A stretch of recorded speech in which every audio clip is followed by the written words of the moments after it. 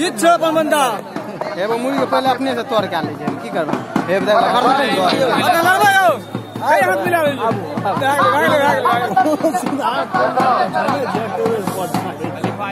हां तो ठीक है भाई जीते जो लड़का लड़ने दीजिए चलिए बहुत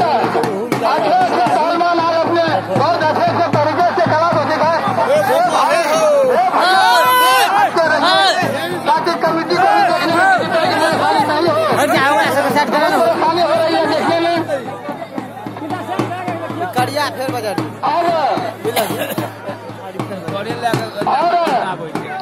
और जो पहलवान है आओ बाजार का दिखाने आए हैं तो कम से कम अपना चेहरा आकर मैदान में दिखा दें। हाँ ये देखिए दोनों पहलवान को वो किस तरह से अपने कला का प्रदर्शन कर रहे हैं। बल्ला ये ओरा बाजार दल के तो ना करे आज आप जान रहे हैं जो आज कुश्ती के अंतिम दिन है इसको भी और समय को भी ध्यान में रखते हुए पहलवान भाइयों से मैं आग्रह करूंगा कि आप मैदान में उतरे।